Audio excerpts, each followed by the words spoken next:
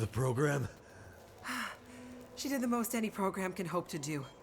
Her job. Now let's hope Dr. Atwood got what she needed. Because this gear is toast.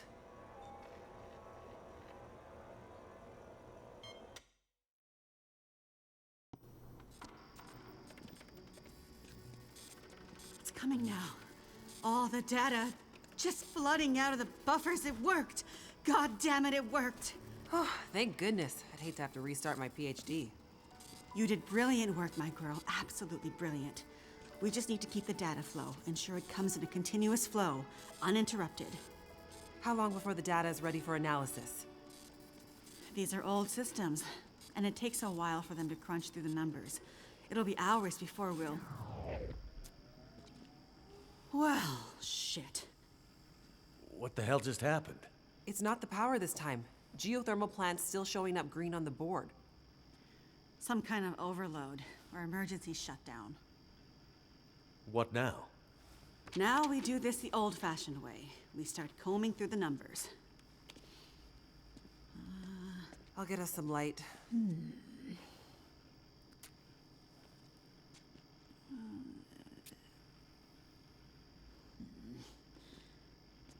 Do you see anything that would indicate the level of K-index we might expect to... Shush, girl. Let me read. Huh. Do you want me to grab a printout and I... Could it be a G10? Is there something I can do? Aha! Here it is. Here it is. There it is. What do you see? It can't be. That silly old British bastard was right. He just never knew how right he was. Why did it have to happen in our time?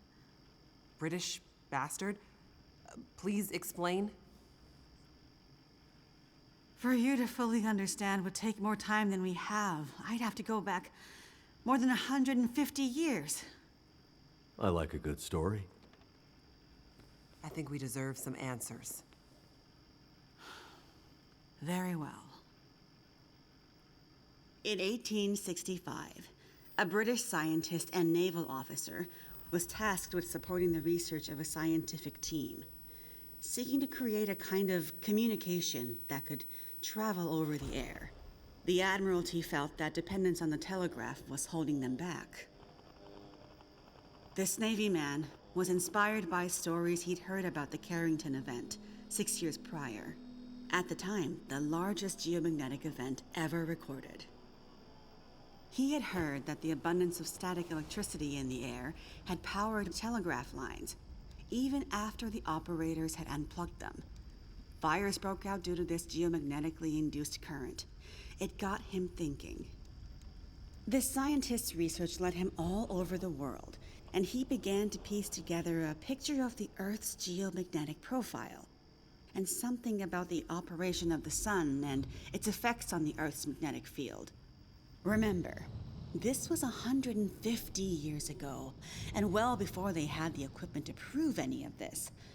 But a theory began to take shape in his mind that suggested the sun went through cycles of geomagnetic activity, waxing and waning, but sometimes spiking inexplicably in dramatic ways.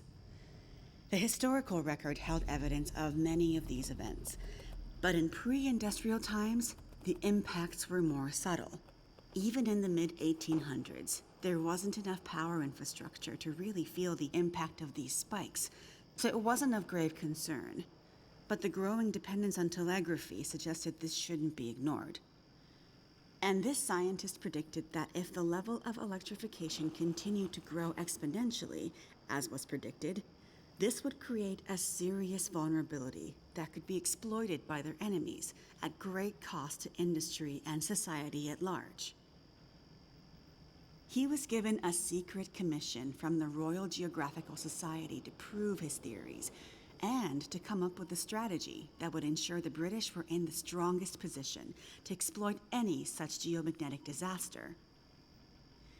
After another decade of research, this scientist began to suspect that this geomagnetic current that existed all around them could impact many other things, and more deeply.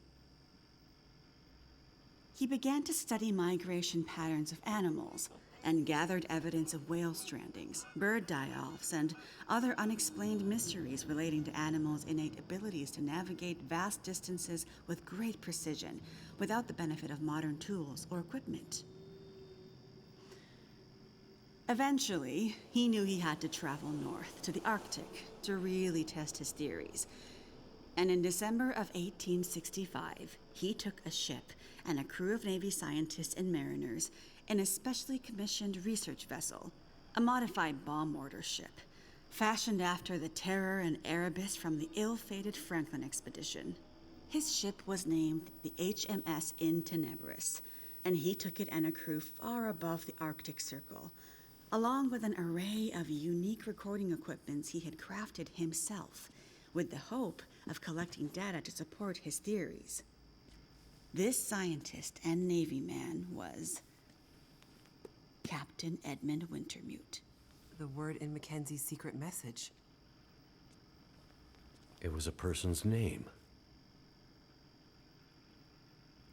Wintermute's mission was to collect data near the Arctic Circle, and he and his crew were also tasked with the goal of resupplying a small Navy research outpost that had been set up as part of Wintermute's program the year before. Some of the crew on Wintermute's ship was designated as relief for the outpost's crew, and Wintermute was meant to bring the replaced men home to their families. A few days away from the Arctic Circle and 2 days from their destination, Wintermute recorded increasingly active aurora and other geomagnetic activity around the ship, including St. Elmo's fire. But he also noticed something else.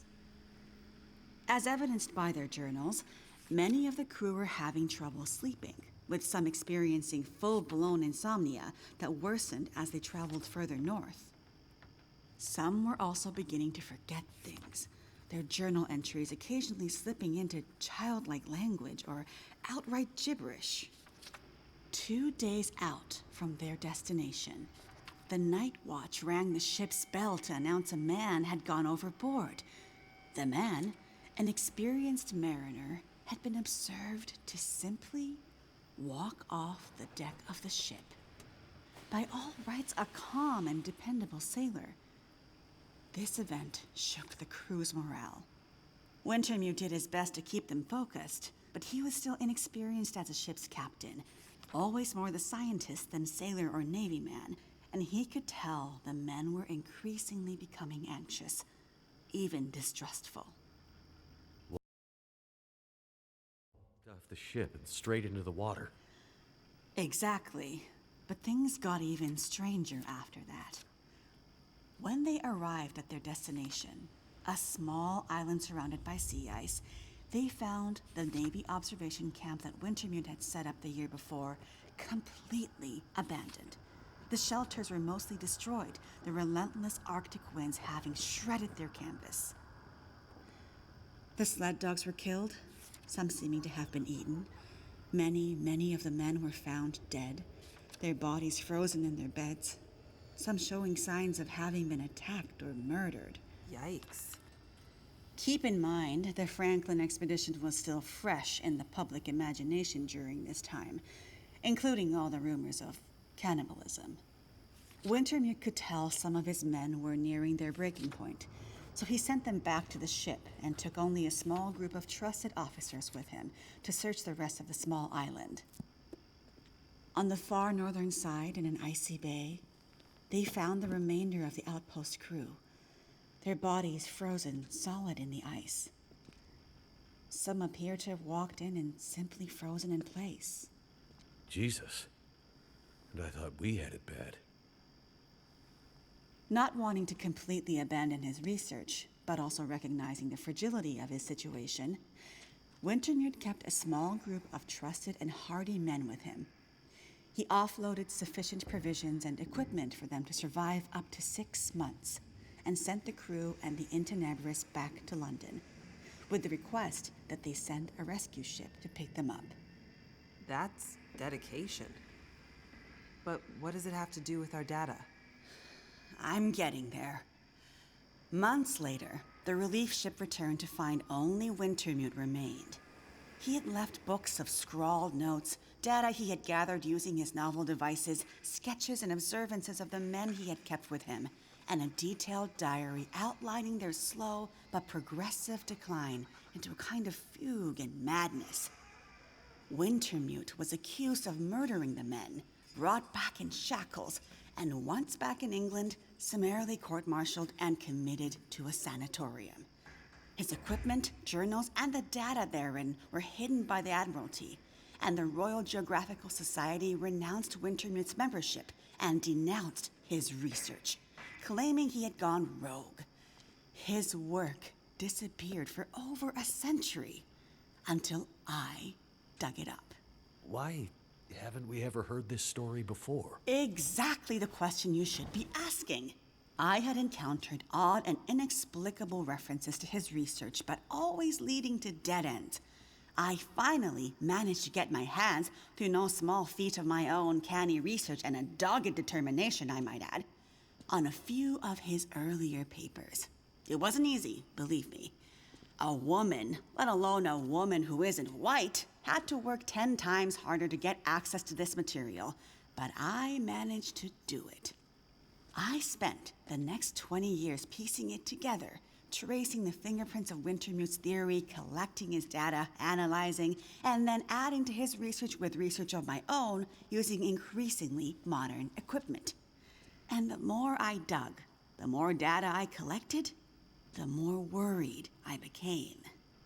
Because not only had Wintermute's original fear come to pass, that the world had become dependent on the electrical grid, a technology that would easily be taken offline should any Carrington-level geomagnetic event occur. But even worse, that the Carrington event of 1859 was like a tiny spark compared to the massive, overwhelming storm that might come in the future. I started to talk to others about this, but of course, people thought I was crazy. They ignored me at first, then started to denounce me, and then ostracize me. Until I eventually found myself so far on the fringes of accepted science that I was entirely isolated, with nobody to trust, nobody who would believe me. I lost my job, my marriage failed, all my academic credentials were thrown into question. Ah, this explains something about your reputation, Dr. Atwood. Nobody would believe me, except for John, who you met as Jeremiah, Mr. Mackenzie. He was a young corporal in the Canadian military when I first met him. Handsome, as I recall. It's a long story on top of an already long story, so I won't tell it all here. But the important thing was he was stationed at a radar observation post along the dew line, far north, and started to observe some strange things of his own. He followed the trail, which eventually led him to me. Then when we got together, there were sparks, I tell you. To be believed by someone, it was like a drug. We worked to uncover more data, and he kept his eyes and ears open, using his military connections to gather more information carefully. And he moved up the ranks, but always stayed under the radar, putting his career aspirations aside to ensure he could stay close to the facilities we needed access to. But it was never going to last. At one point, he was caught accessing some classified data shared with our NATO allies, and they thought he was spying for the Russians, so they put him in military prison. And we lost touch. Years later, he actually found me here, at the radio telescope. He was a changed man. His fire was gone. They'd somehow broken him. He said he still believed, but he couldn't be part of this journey. And that's the last time I saw him. That was more than 20 years ago. I can't believe he's still alive. And on Great Bear, no less. You can't possibly believe that's some kind of coincidence. Jeremiah being here. What are you suggesting? Isn't it obvious? He stayed here for you, to be close to you, to keep watch. He's been here ever since, close by, in case you might need him. And as soon as he saw the aurora and what it could do, he knew. He saw the signs. When I met him, he was nearly killed by a bear. And when I left him, he was still not much more than half alive. Otherwise, I'm sure he would have come here himself. But he sent me to warn you. He made me promise. And he knew by then what that promise would mean. He sent you in his place. And it's a good thing he did, because now we have the final piece. This is the answer we've been looking for all these years. Do we finally have it? I think we do, dear. I'm not following. All my research here, and Jace's since she joined me, has been to try to anticipate, to get ahead. Ahead of what? The next big Carrington-level event. The thing Wintermute spent his life also searching for. And others, lesser scientists, industrialists, crackpots, even here on Great Bear. The island's unique geologic strata and northern latitude created a perfect test bed for geomagnetic research. Even a few decades ago, a German industrialist named Rudiger. But that's not important. Dr. Atwood, do we know the terminus? We do, my dear. And when is it coming? Do we have time to prepare? No, dear. It's already too late. It's already started. What does that mean? It means we're in a new geomagnetic normal. What you've seen so far is really just the beginning. Things will get much worse from here on out. But how long will it last? Carrington was over in a few days, weeks at most. Oh, this is much bigger than Carrington. How long, Doctor? I hesitate to say. With the data I have, I can only offer a vague range. 40 to 400. Hours? Days? Years. Wintermute tried to warn us 150 years ago, but nobody listened. And now we're at the very beginning of a geomagnetic storm. A disaster of such proportion we've not seen its like in recorded history. The power grid is down. Everything humanity has built over the last 100 years or more, based on technology, electronics, everything based on the integrated circuit, electricity, it's gone. It's all gone. Nature is changing, and soon we'll begin to see the impact on people. We won't emerge unscathed. And this period of darkness will last from 40 to 400 years. A new dark age. The long dark. And what humanity will exist on the other side of it, I cannot even begin to guess. Then I need to warn her. I need to get to Perseverance Mills. You're talking about your ex-wife, the doctor? Astrid will be there. And she needs what's in this hard case. What's in the case, and what kind of doctor? She's a researcher. Insomnia, memory loss, fugue states. I think she stole some experimental meds. She's trying to help a friend, a child that's suffering from some mysterious illness. I'm not sure. Go to her. Regardless of what's in the case, you can bring her here.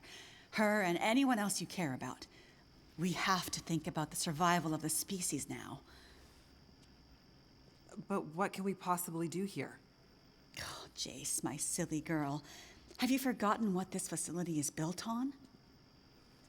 I just know it's some government thing. Before it was repurposed for use with the radio telescope, this was an observation post for monitoring satellite communications. Mostly American, Russian, some Chinese, Cold War stuff. But why here? Who would think we'd be spying from here? Exactly. A few floors below us are the magnetically shielded dorms and storerooms designed for the folks who used to live and work here, back in the Cold War.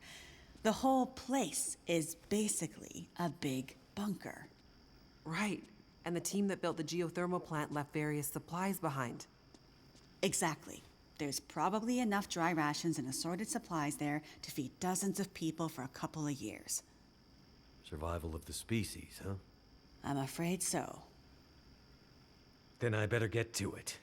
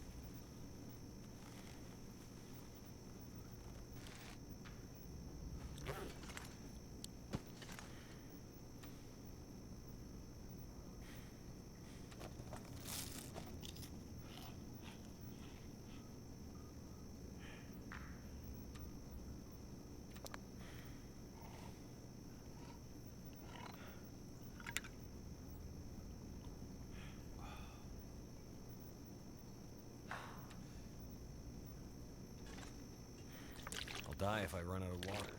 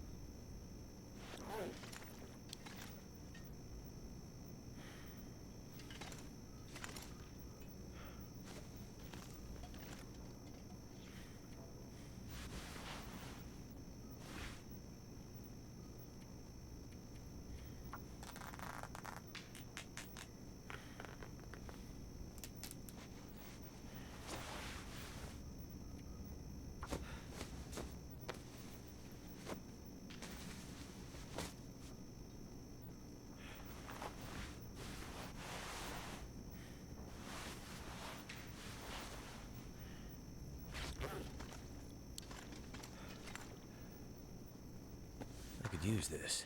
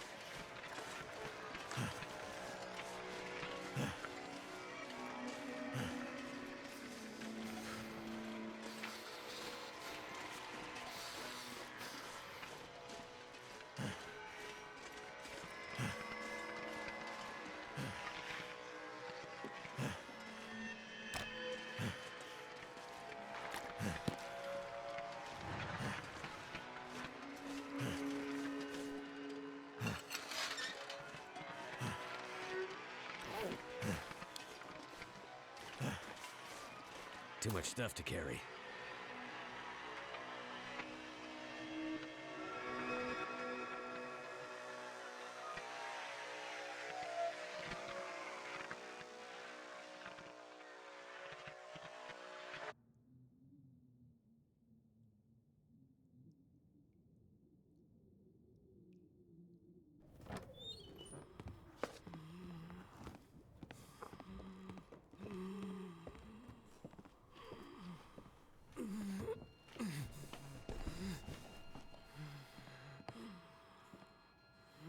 This is your patient.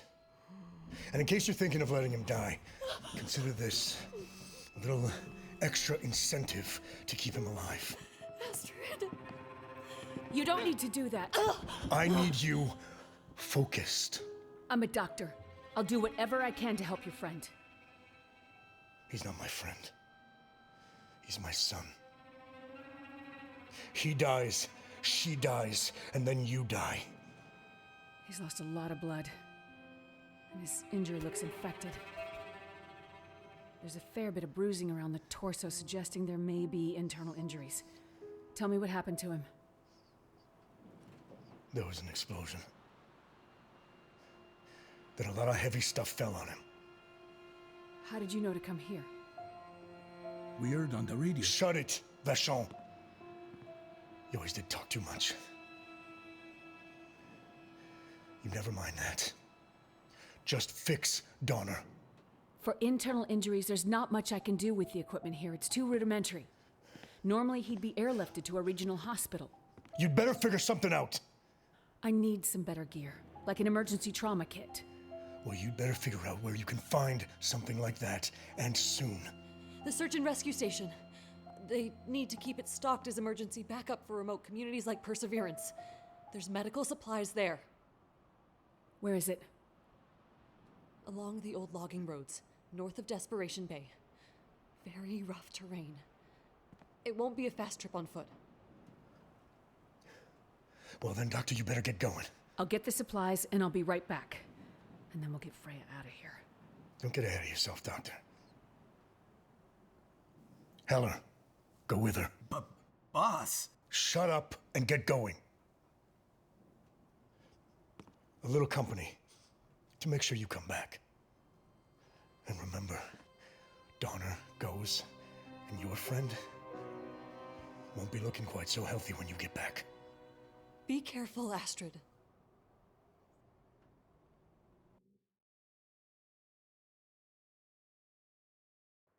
Man, this pack Look, is getting kind of heavy. we've been traveling for hours. I'm not going any further. My friend warned us it was a long walk to the SAR station. I'm freezing. Gotta warm up before I go any further. I guess we can stop for a bit. Listen, lady. Hey, look, a train.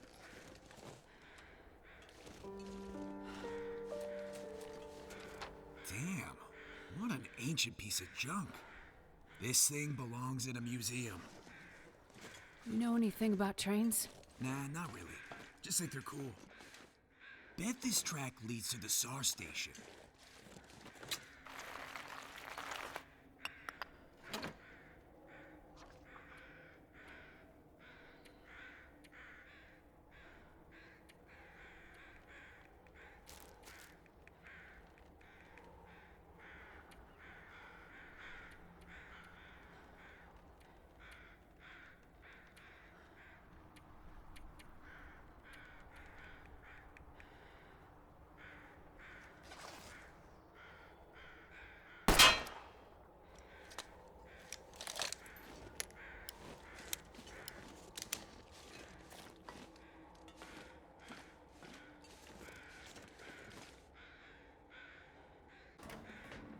If I could just get this old steam engine working, it would save us a lot of time.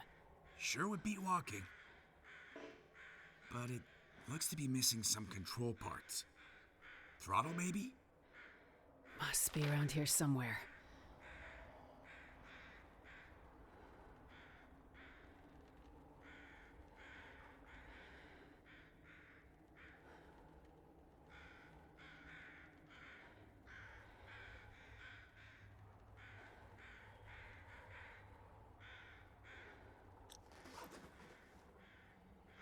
Well, good luck with that.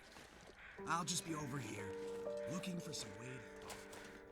Gee, thanks for your help.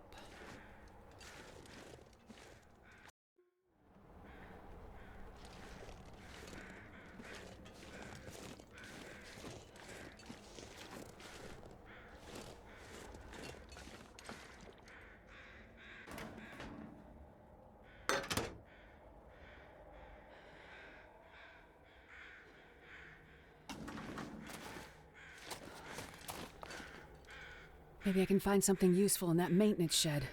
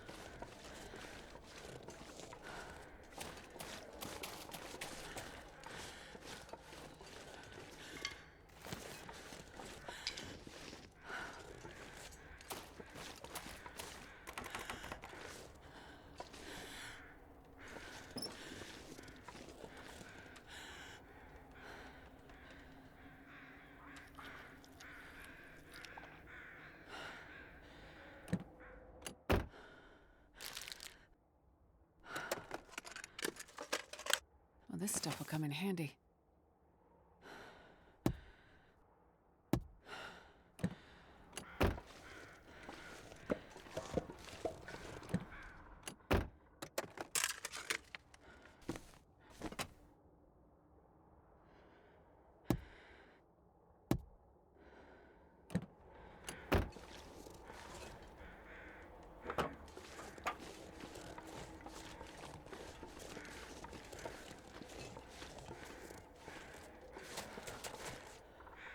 I think I can use this.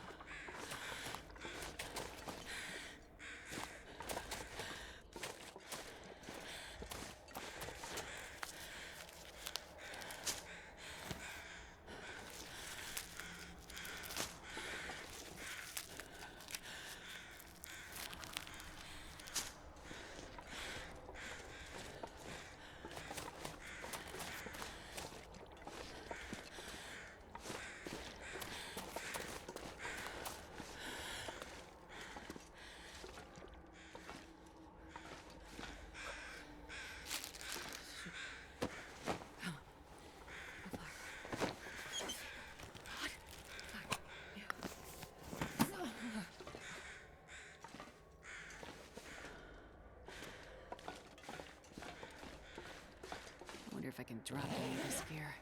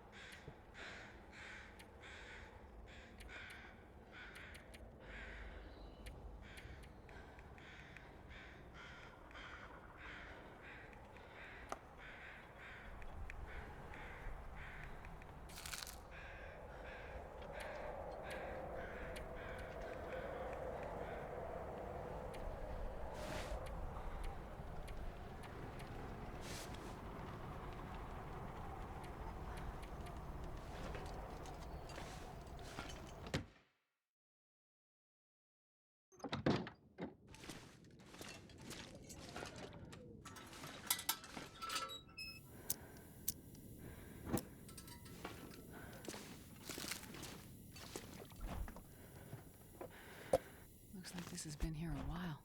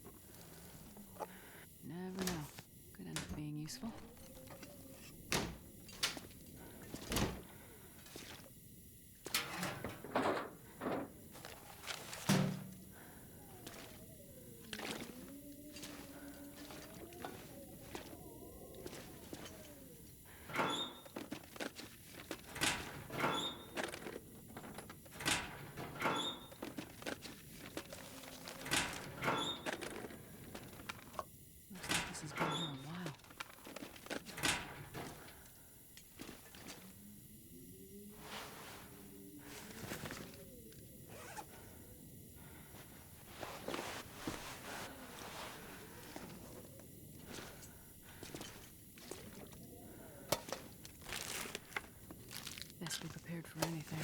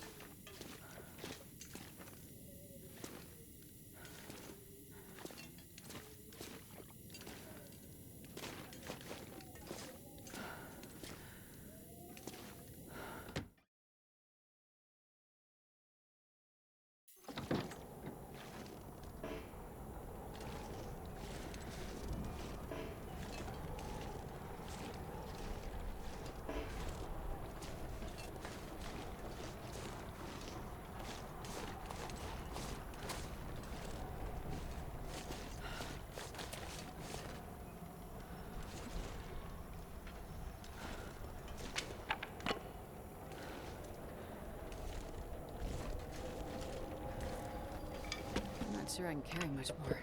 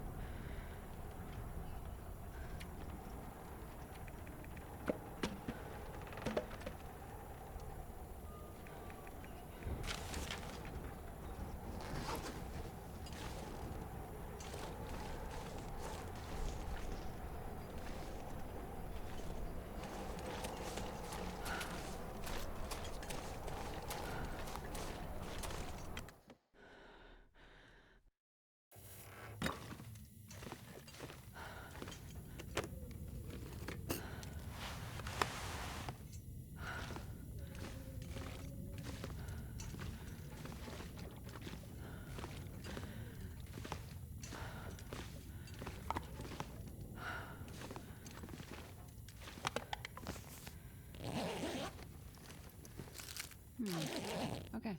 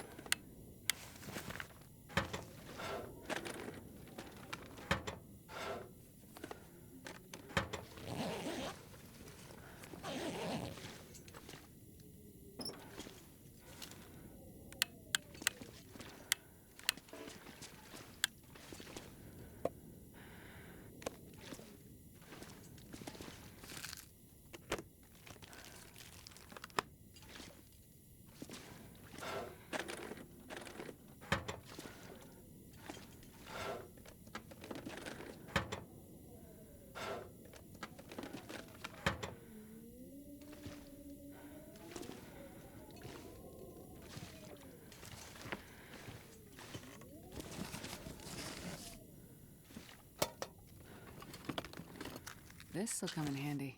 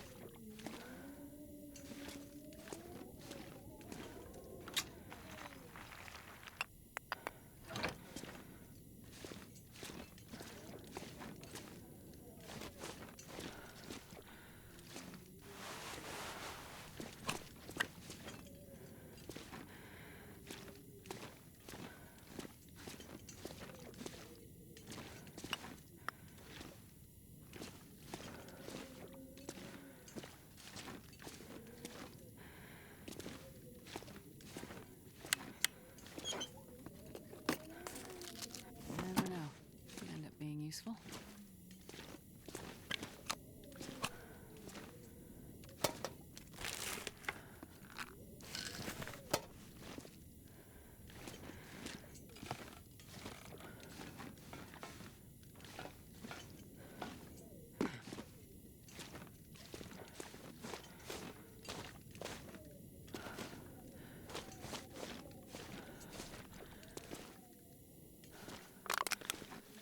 This pack is getting kind of heavy.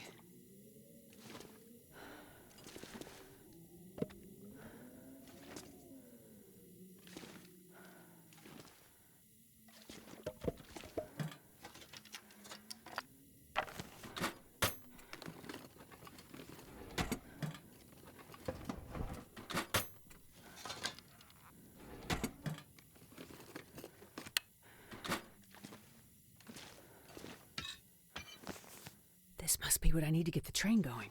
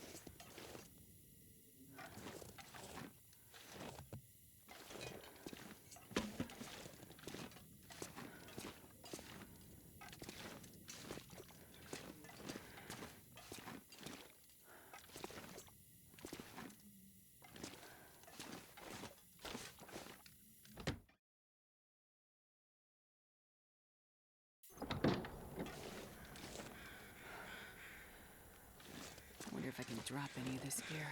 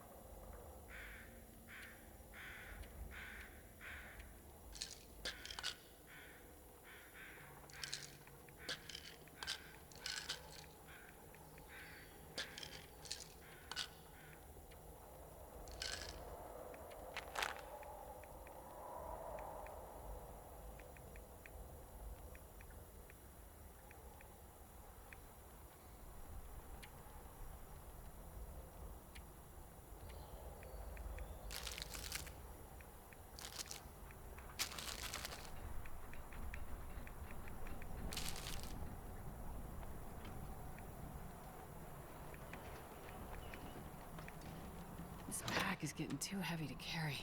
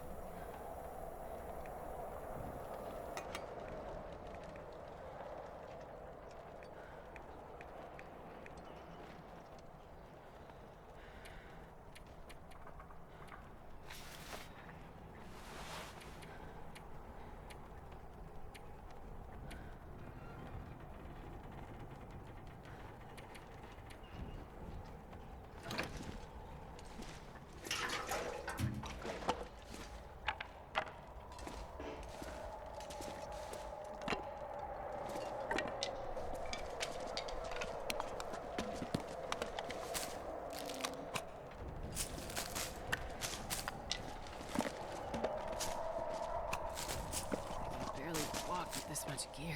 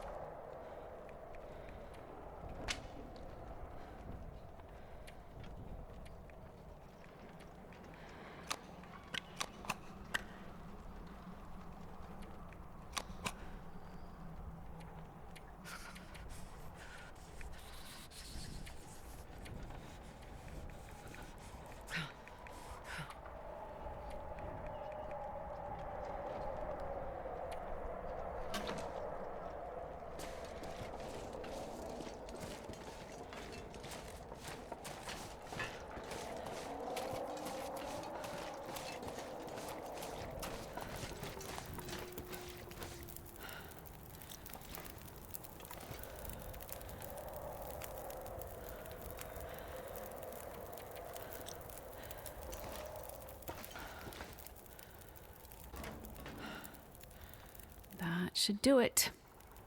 Now to get a fire started in the firebox.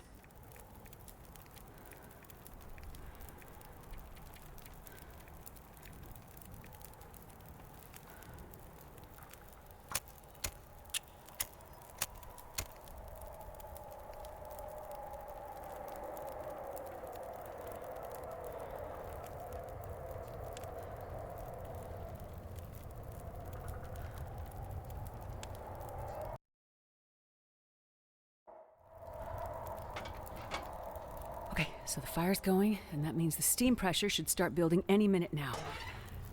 You coming? I just got this fire going. Finally starting to feel my feet again. You aren't worried I'll run off somewhere? You? Nah. You won't leave your friend to die. I'll be back as soon as I find the trauma kit. Better hurry. Tick-tock. Gotta get the pressure up.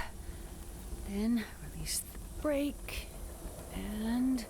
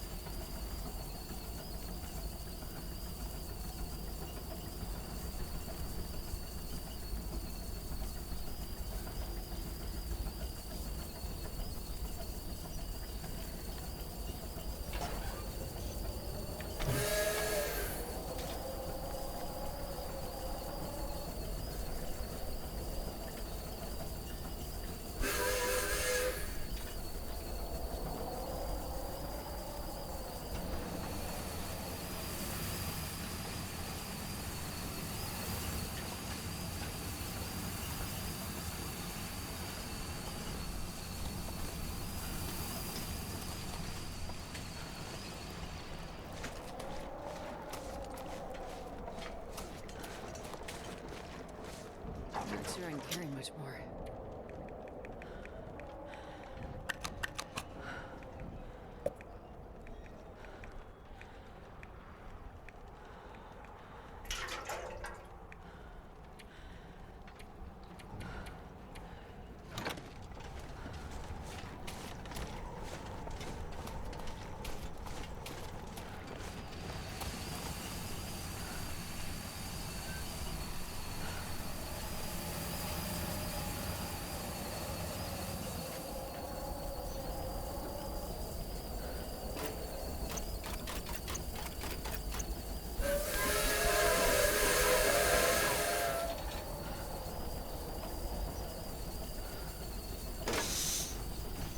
It works!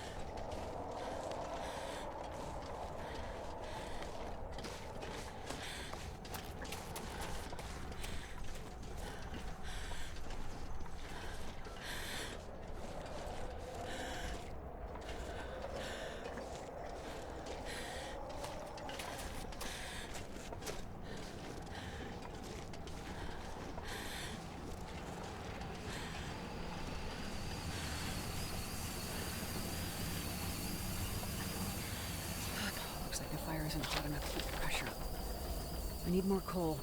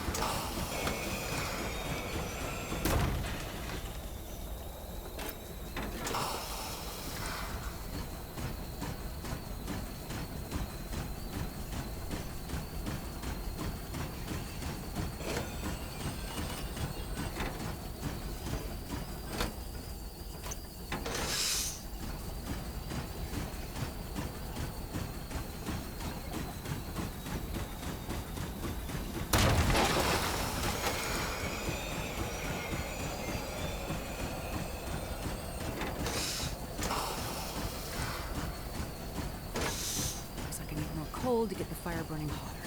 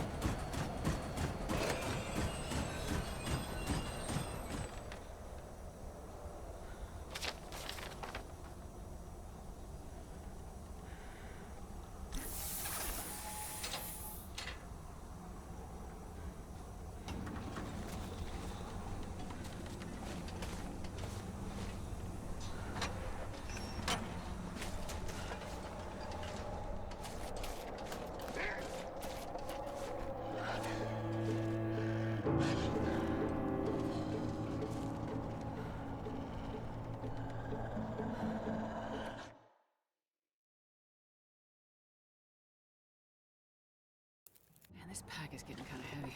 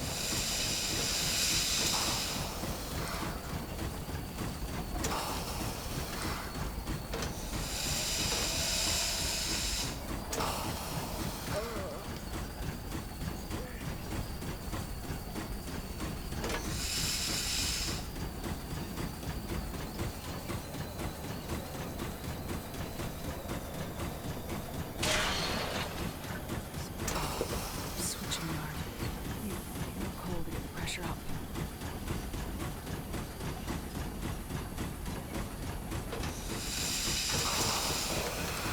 Dead end.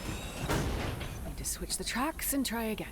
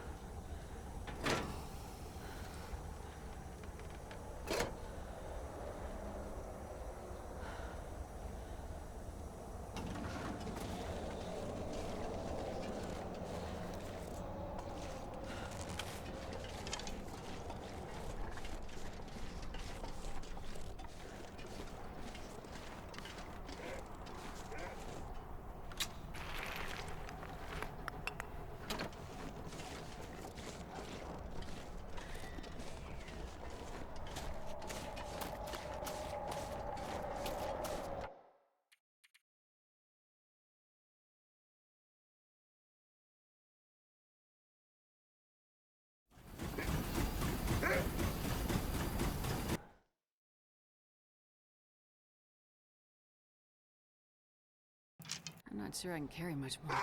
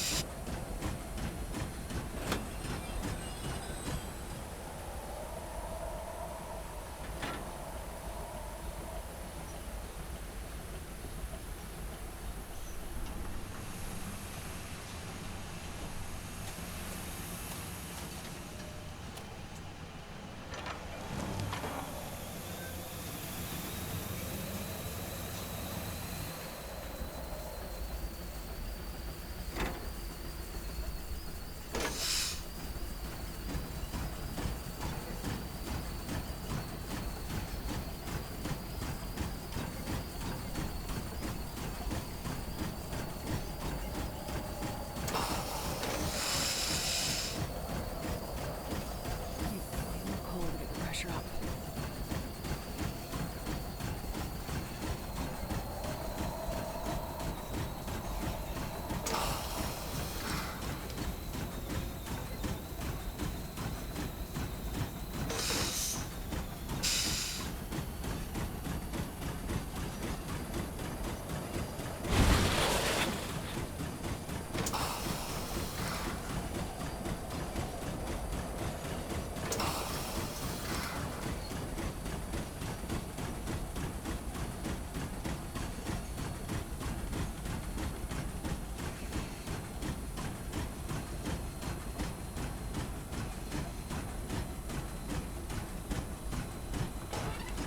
Gotta keep my eye open for more clues.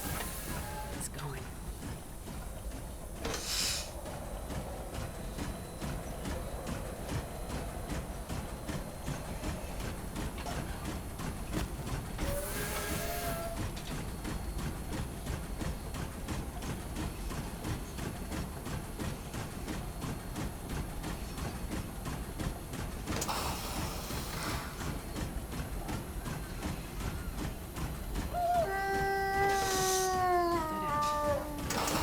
Switch the tracks and try again.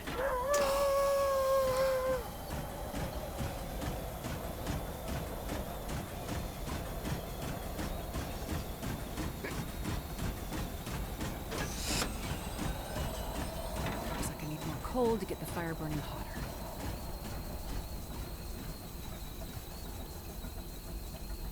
I'd eat snow if the hypothermia wouldn't kill me.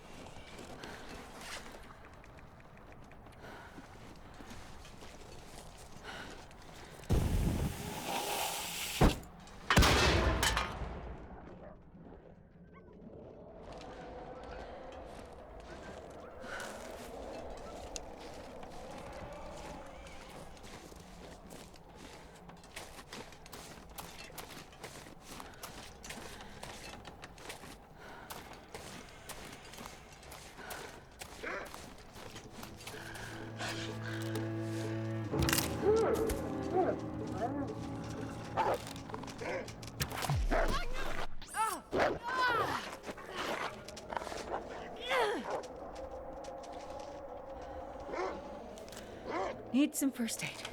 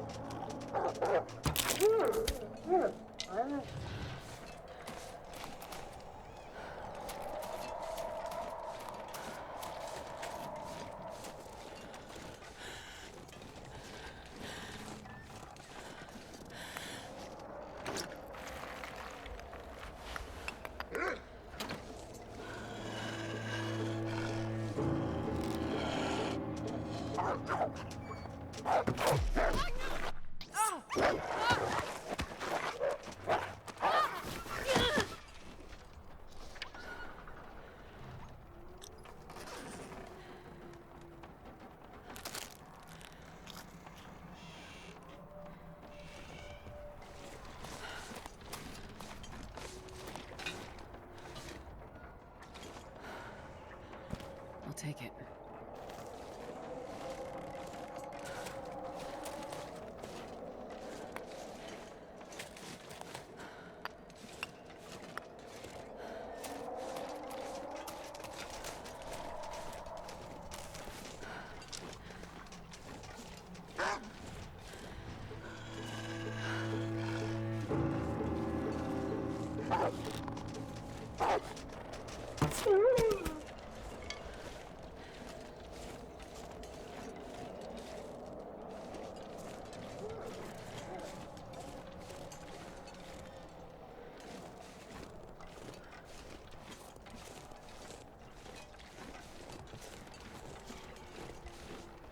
Wonder if I can drop any of this gear.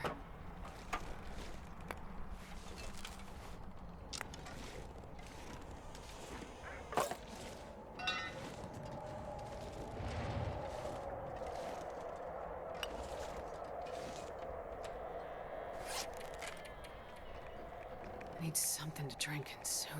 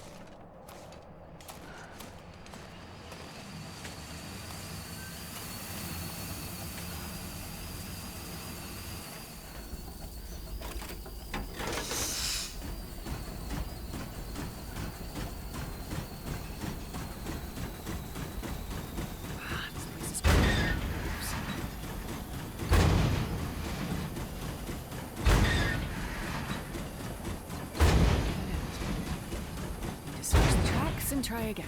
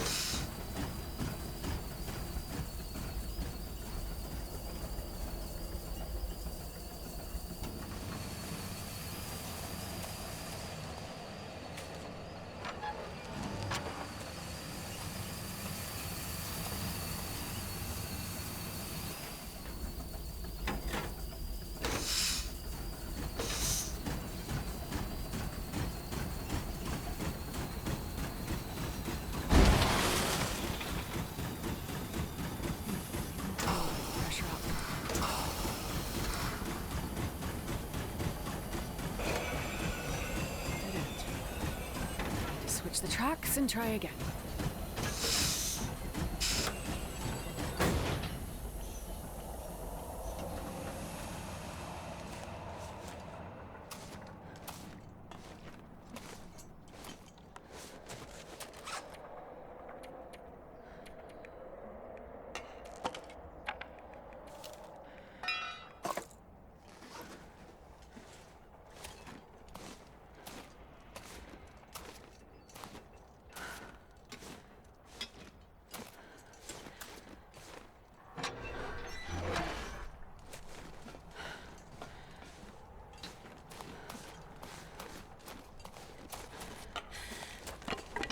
Sure I can carry much more.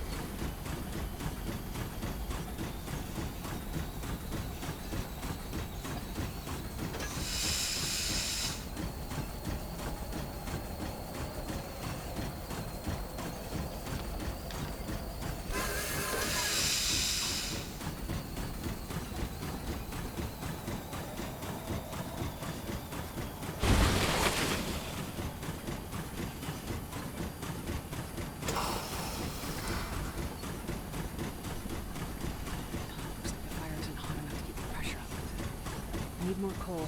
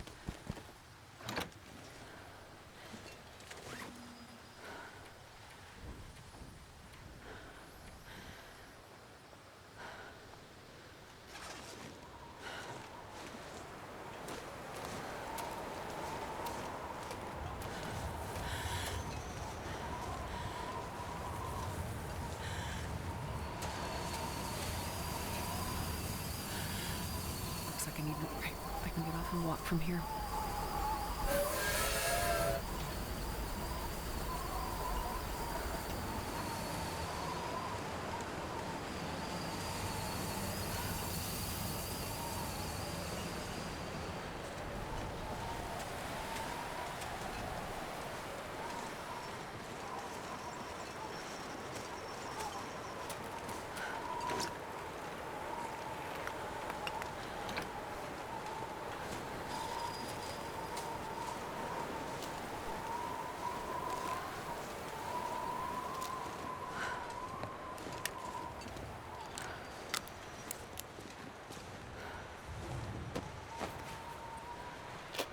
Nobody needs this anymore.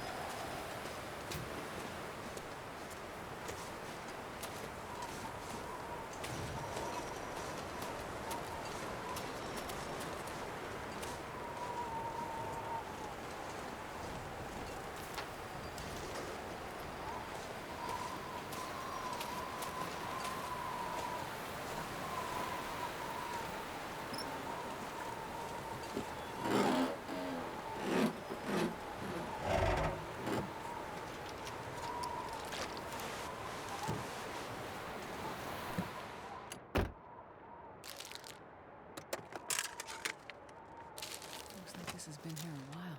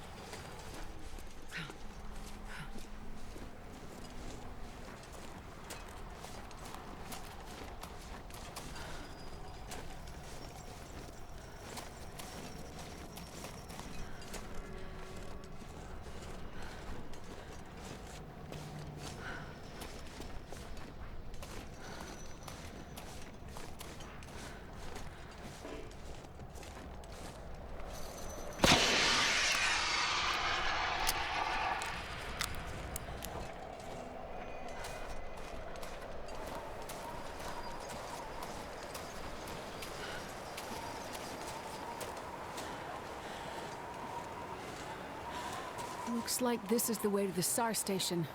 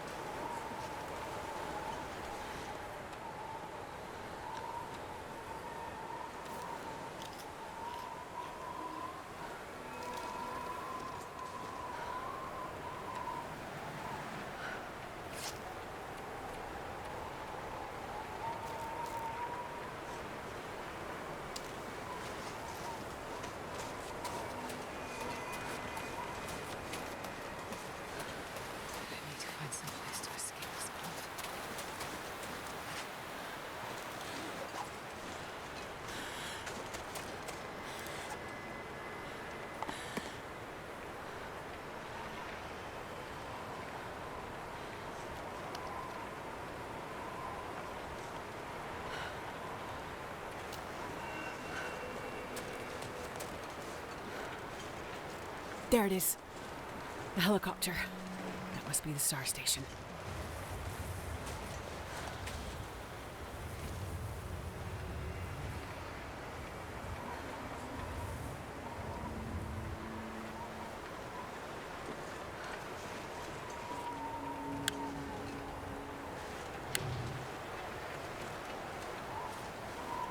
Damn, I'm freezing.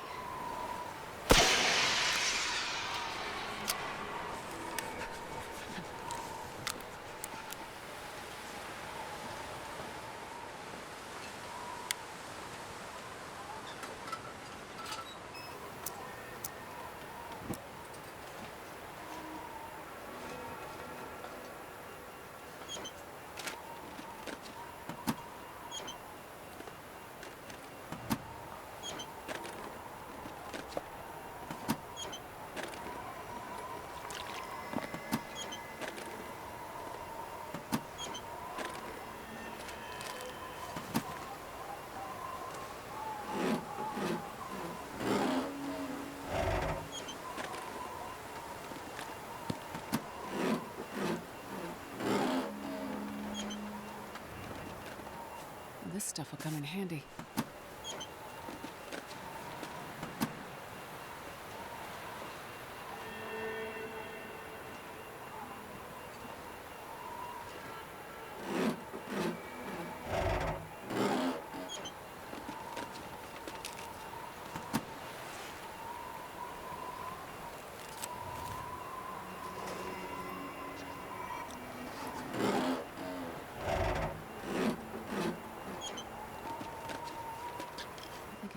This.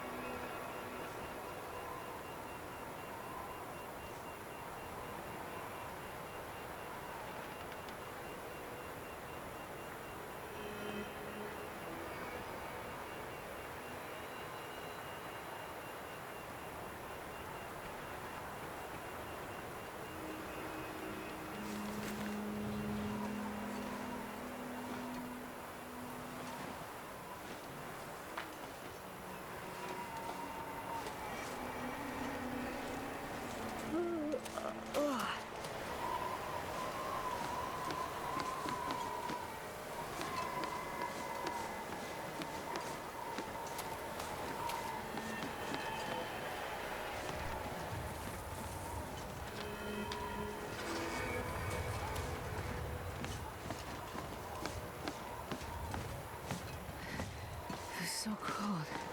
I just want to lay down for a bit.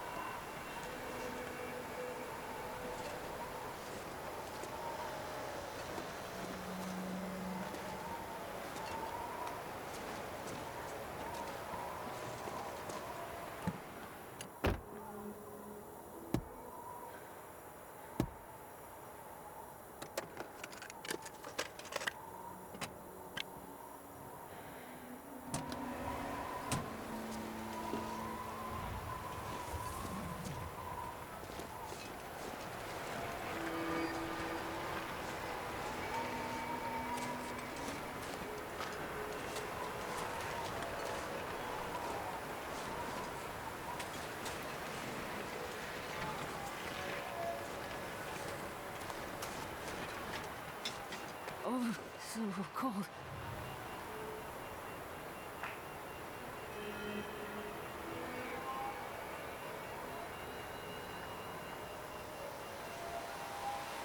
Found it! The trauma kit. Might be enough to give Donna a fighting chance. I better get back quickly. It's starting to get dark.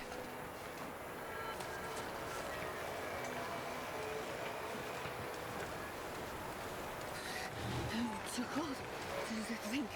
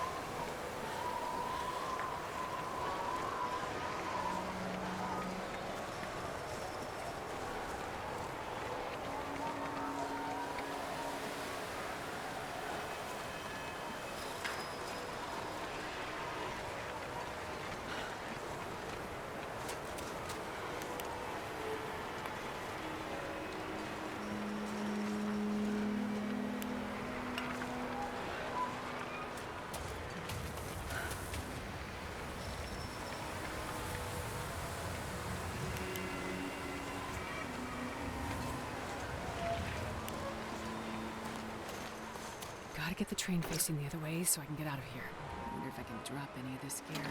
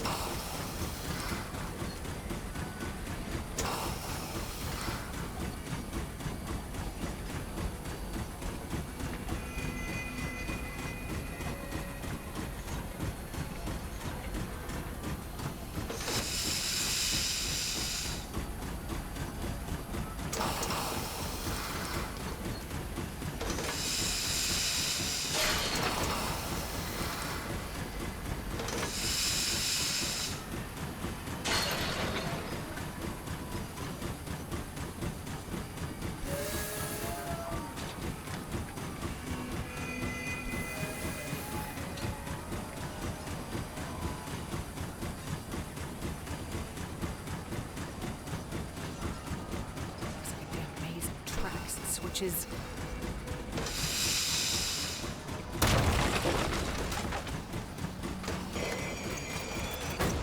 Just switch the tracks and try again.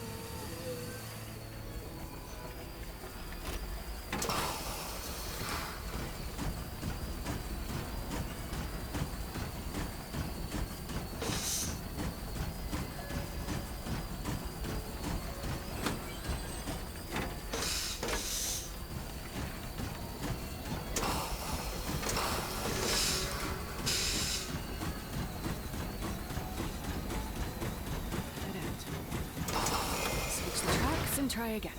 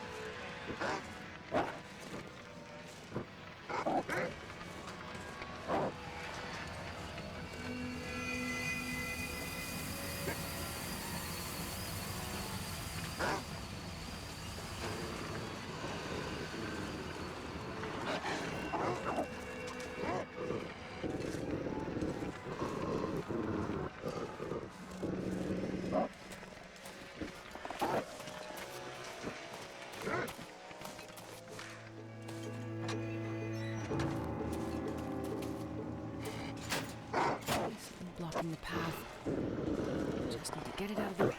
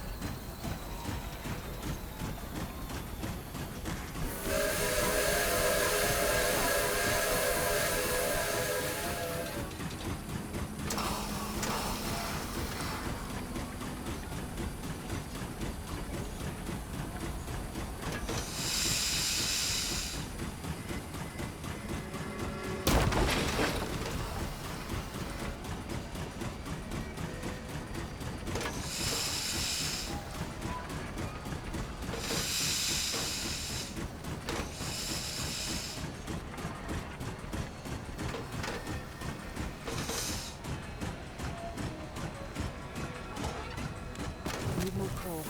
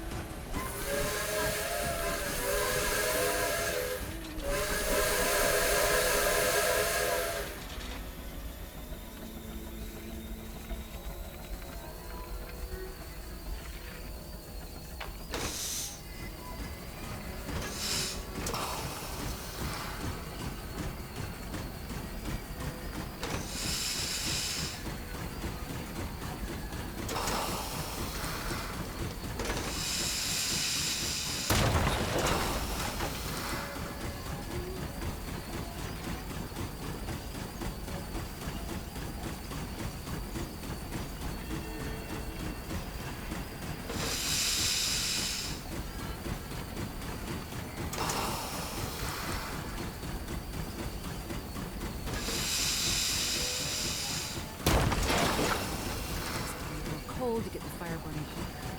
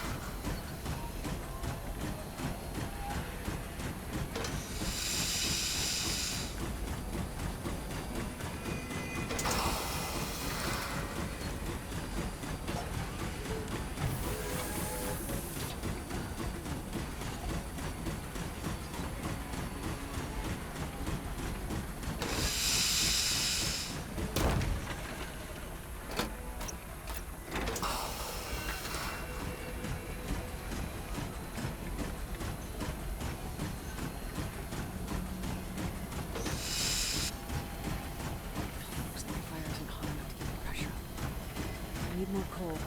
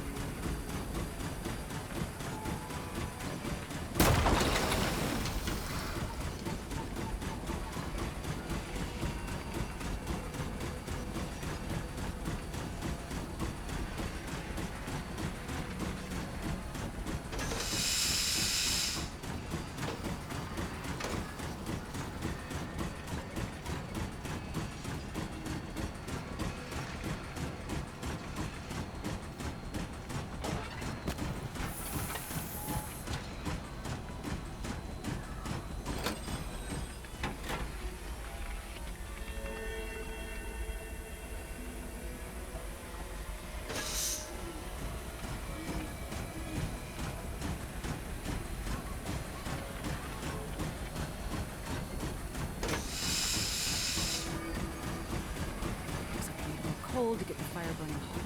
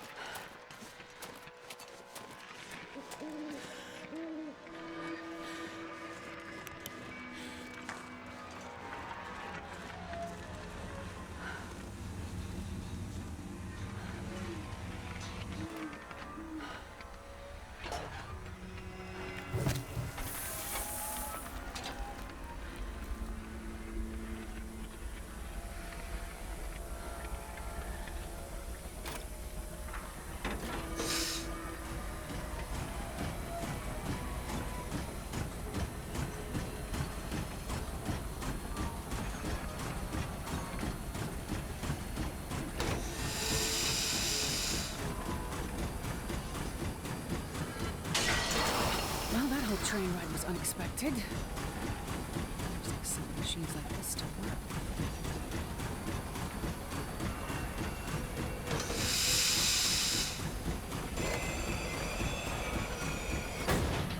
Okay, gotta get back to the clinic. Be sure the Donner's still promoting power though.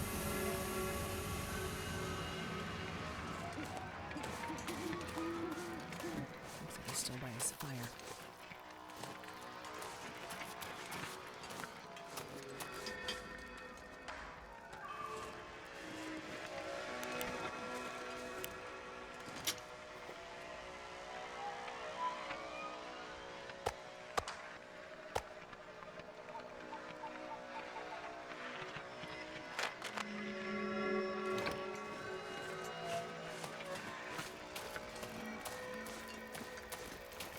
Hey, you made it. What the hell took you so long? I mean, there were complications, of course. Yeah, tell that to Mathis. You find what you need? Yes, I think so. We better get back to the clinic. Yeah. Sure hope Donner's still alive. For your sake. You and me both.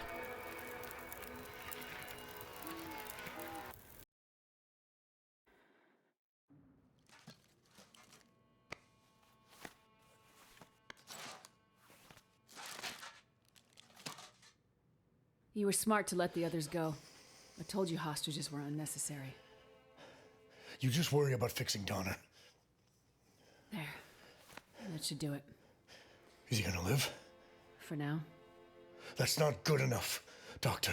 Look, I could lie and tell you he's gonna be fine just to get you off my back and get my friends out of here, but the truth is he's been injured. Badly. Without better equipment, I can't say for sure what's happening inside his body. If there's internal bleeding, which I suspect there is, what I just did for him might be enough to slow it down, but not to stop it. Eventually, he's gonna need more help than I can give him. Maybe there's something that can help Donner. In your special metal case? I have no idea what you're talking about. Oh, Doctor, you are not a good liar. You think I didn't figure it out? You think I didn't figure out that you were what Mackenzie's been looking for all this time? You leave him out of it. Oh, but he's very much a part of it. I knew there had to be more to it. Why would a hard-headed pilot like him care so much about carrying a metal case halfway across this frozen hellscape? Mackenzie's a Boy Scout, but he's not stupid. He did it For you. Look, I have no idea. What I'm talking about, right? So this case, whatever's in it, must be really important. I have nothing to say about it.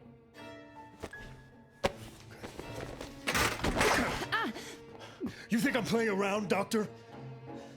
Please, I've done everything you asked. Just let my friends go. What is in the case, Doctor? Nothing.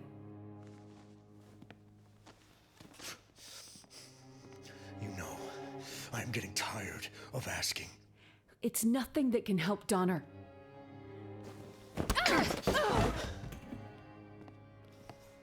Then tell me what I want to know, or I go back to that bar and I start hurting people, starting with your friends. It's a cure. Or it might be. A cure for what? A cure for what I think is coming. The hell does that mean? I'm not 100% sure. But I think this Aurora, it's changing things. People. It's going to change all of us. And your case, is that some kind of medicine? A vaccine? It might be. Well then, another reason I need to find and kill that damn pilot once and for all. Because at one point, I had this case in my hands and he stole it from me. Boys, round up the crew. It's time to go. Keep the doctor, kill the rest. Lock him in that bar and just light it up. Like that school back in Milton where this all started. No! My friends, the people here, they're not part of this! Then we go after the pilot and the case, and we finish this off once and for all. You bastard! Oh, you have no idea. We're gonna have fun, Doctor, you and I. Mathis? Mathis? Something's wrong. What? Donner? Dad? I'm here. I'm here, my boy.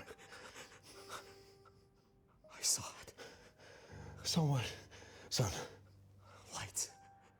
The lights. They called to me. And I found water. Black water. It was all lights and black water. And then nothing. Nothing. But dark.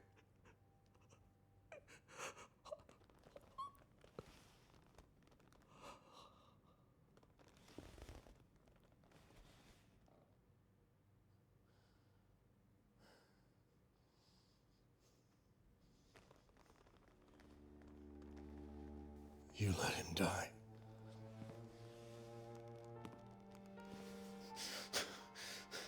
You let him die. You let him die!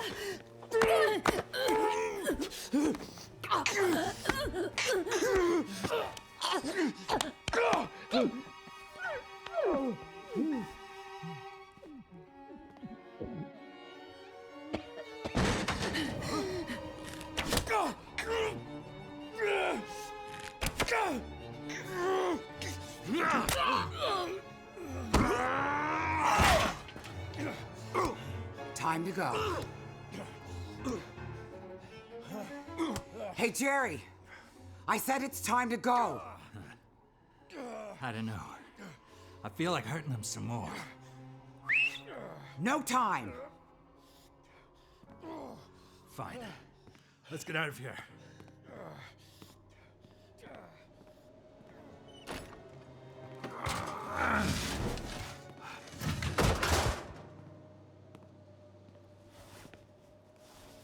I can't leave them behind. My friend and her child, they need my help. And the rest of the people aren't safe either. Take her. I'll round up everyone I can. Hurry. You know, you have to take me where? There's someone you need to see. Who? Is it Mackenzie? Is he still alive?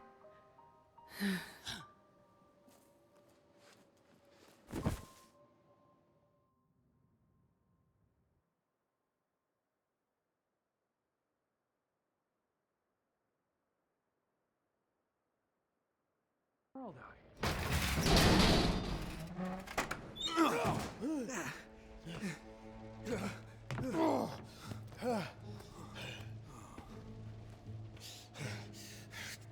here.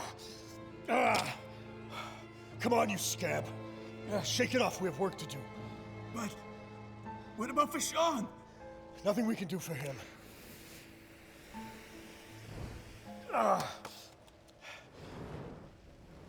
Take these flares, round up the others, find the doctor, and burn it all to the ground.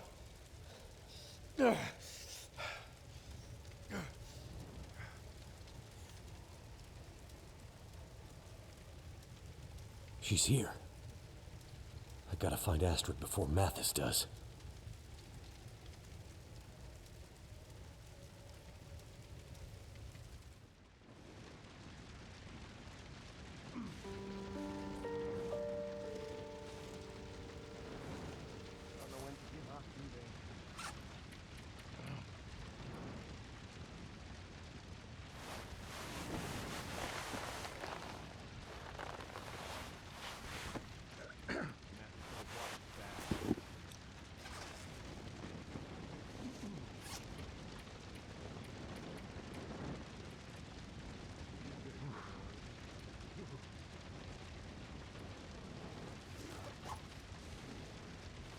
Dirty work, as usual.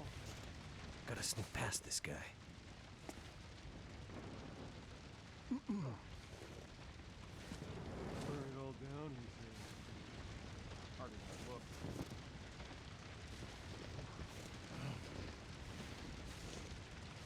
Little murder and mayhem warm me up.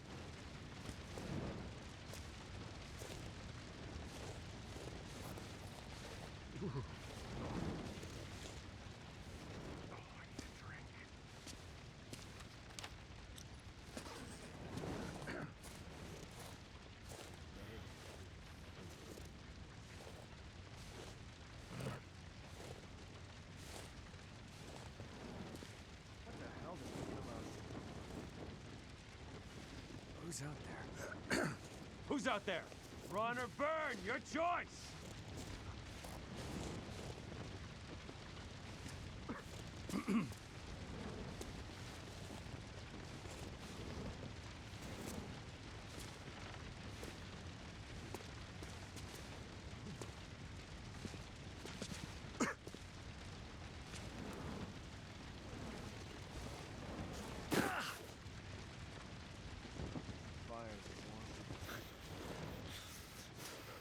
He's there! Look!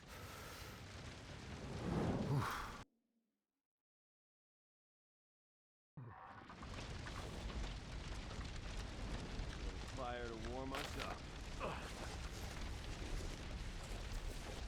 Gotta sneak past this guy. Can't make out. Something moved. Wait. You can't hide forever! So much smoke and fire. I gotta find Astrid and get the hell out of here.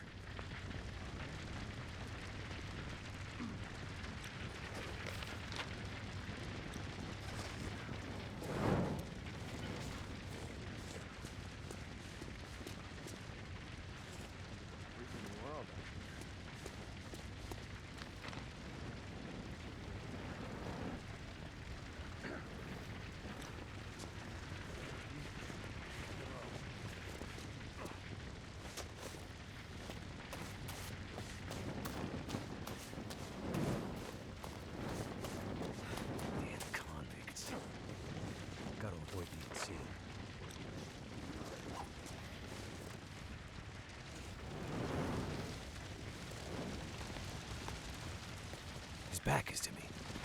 Now's my chance. His back is to me. Now's my chance.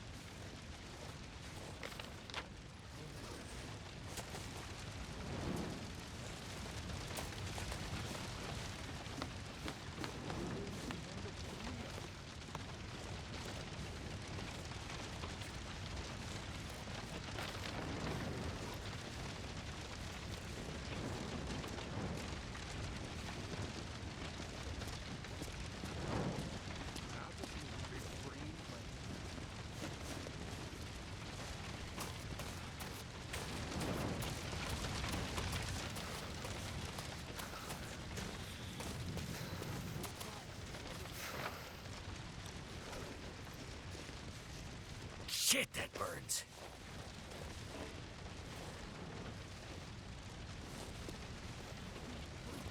Ah, that hurts so much. What the hell is out there?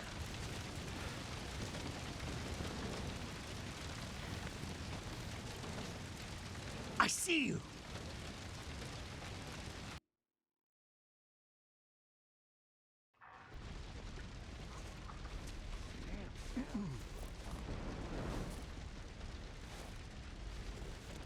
Gotta sneak past this guy. We know you're out there! He's there. Look! Damn, where'd he go? So much smoke and fire. I gotta find Astrid and get the hell out of here.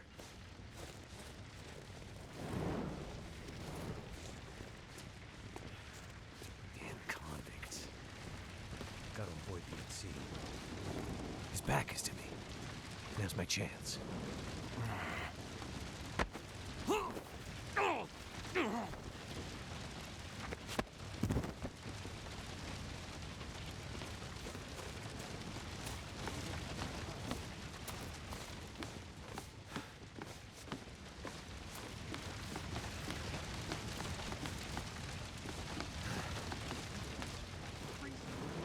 Gotta get by this guy.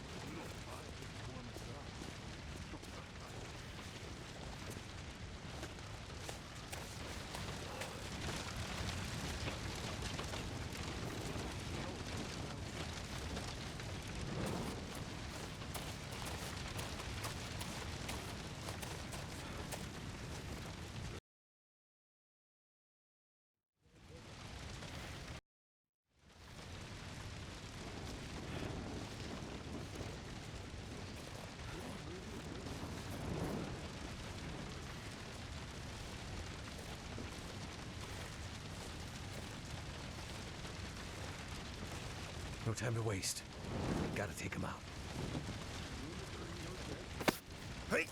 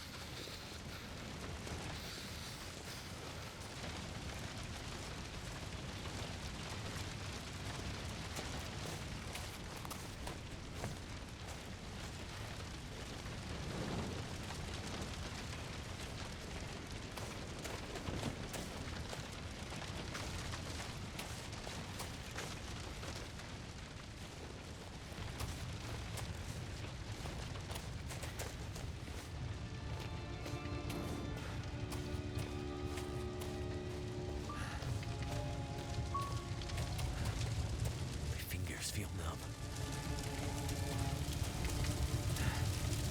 Yang. Jane Yang. Astrid's friend. This must be the house.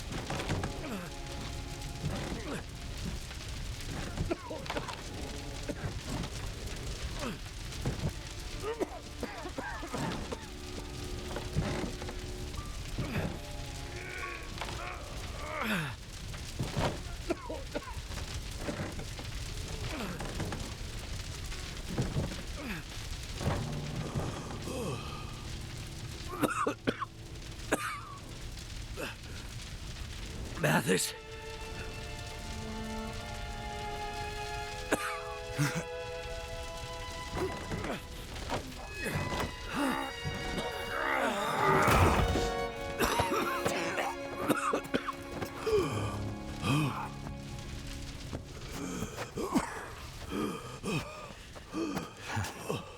Looks like we're even, pilot.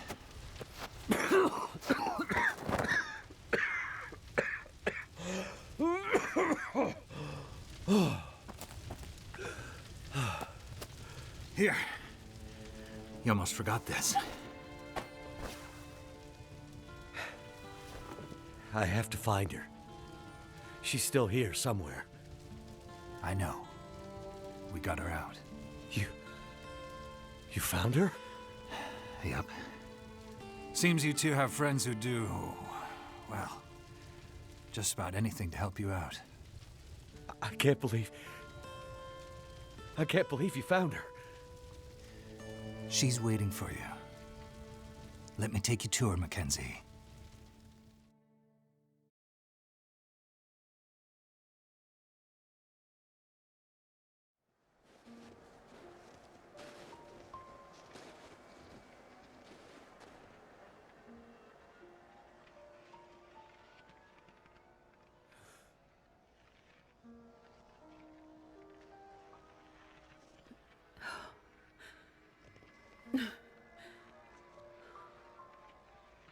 Is it really you? I brought something for you. I thought I'd lost you forever.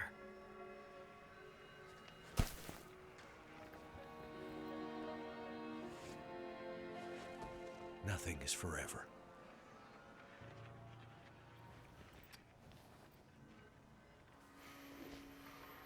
We have to go. Yeah, I know. The radio telescope. Jace, she filled me in. Said we could be safe there for a while. From what's coming. Do you know what's coming? A kind of darkness that we may never recover from. I think it's affecting our memories. I need more time to study it, but what's in this case might buy us some time. We'll have time to work on it when we get to the radio telescope. Yes. Let's go there. Now. Jace. Jeremiah. Take her. You have to go with them now. Wait. Go with them? What do you mean? Where are you going? Go with them. To the telescope. I'll be right behind you. There's one last thing I have to do.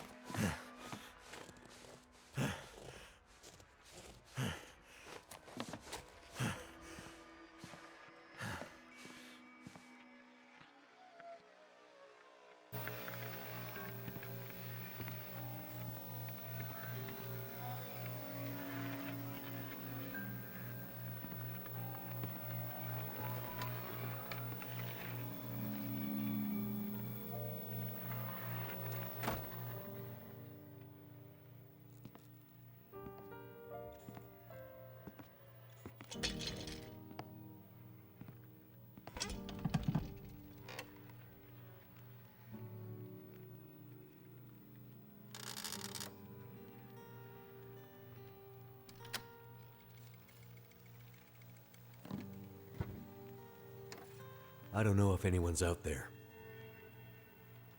I don't know if this radio is even working. But if you can hear this, take shelter immediately. Get underground, as deep as you can. Take food, water, all the supplies you can find. The lights in the sky, the aurora, it's changing us. Changing the wildlife. Changing our minds. Confusing us. Making us see things. Making us forget. If you see the lights in the sky, stay underground. It's not safe. I'm not sure when help will come, or if it'll ever come. We might be on our own for a while. So, take care of each other. Because, in the end, each other might be all we have. And all we've ever had. I'm gonna loop this message for as long as I can. Be safe out there. And good luck. To us all.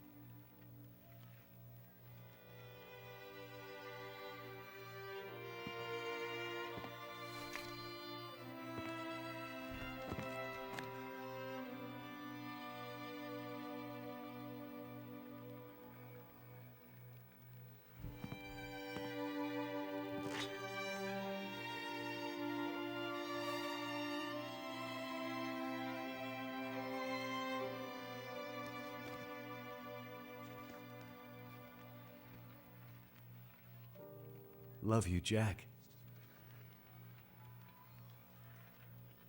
Miss you.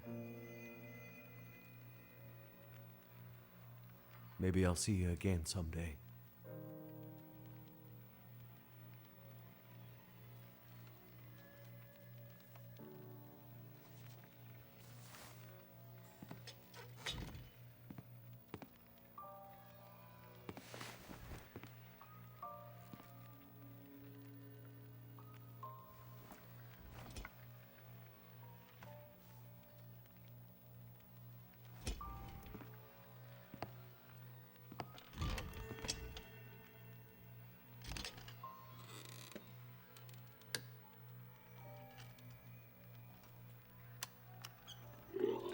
Anyone's out there.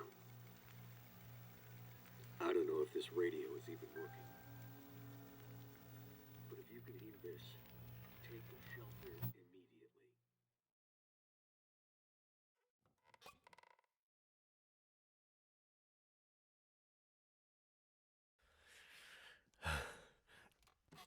Oh.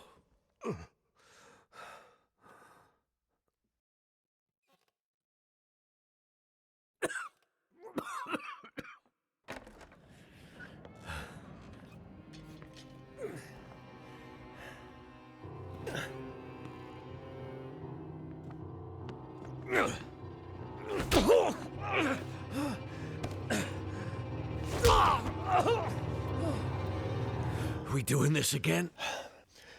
Remember back in the prison? I told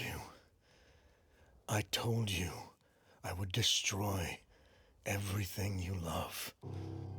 Remember? Yeah. I remember. Well, now I've seen who you love. Now I understand what drove you all this way. I've seen her. I had her in my hands, and I almost killed her. She got away. But you see, I know where she is. I know where to find her. And it's time to finish what we started.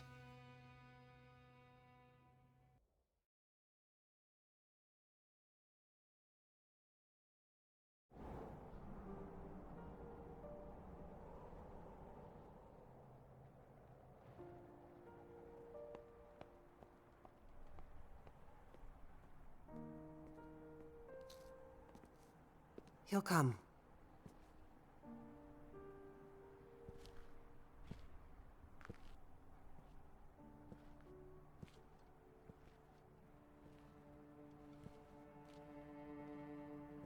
He'll be here.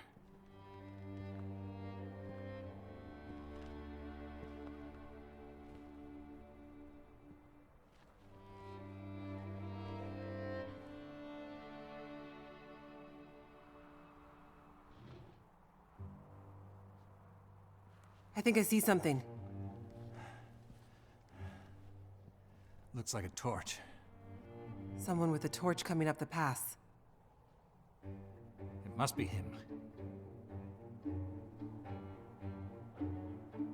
Maybe he found the others in town. Ones we missed?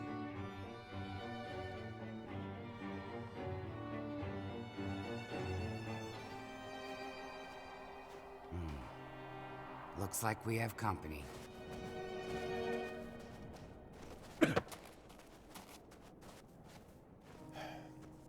No!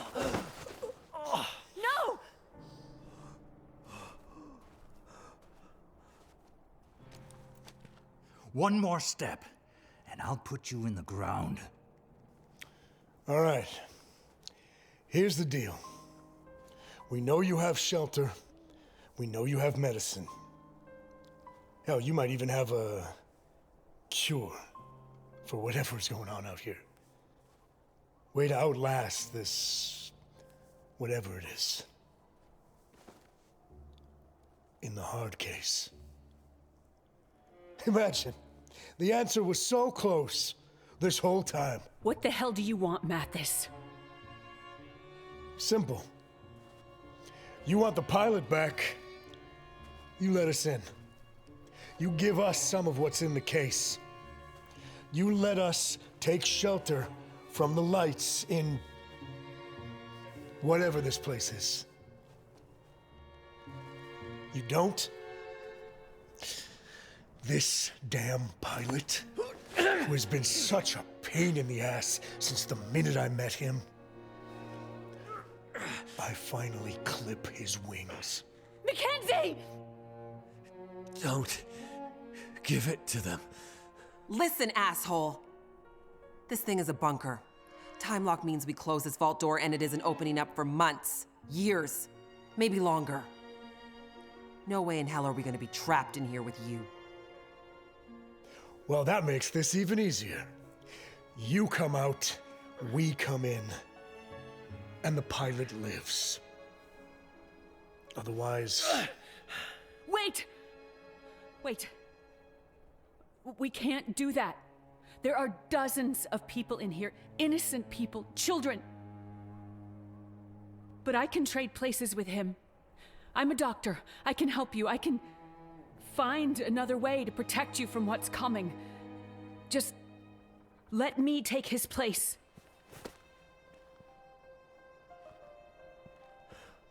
That's not gonna happen. Mackenzie, wait! It took me so long to see it.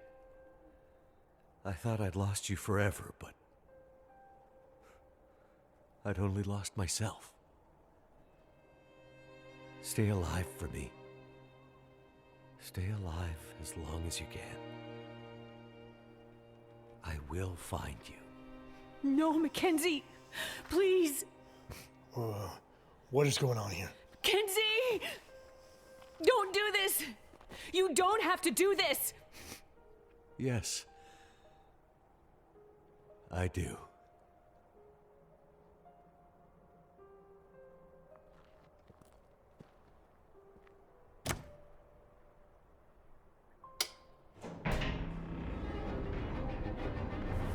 Don't do this!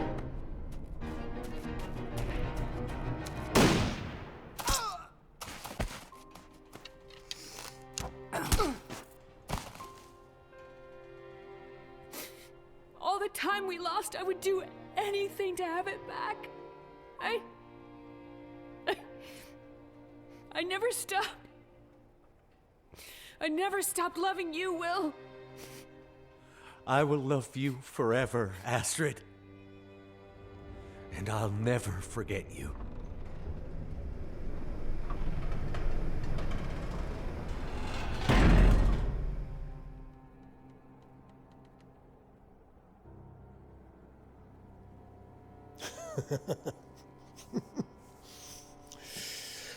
Well, after all that, looks like our fates are bound together, you and me. You better stand up, pilot. There's a whole world out there just waiting for me. Time I took my rightful place in it.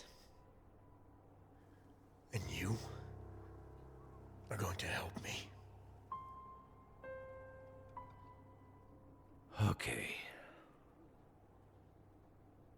But first, there's something I gotta do.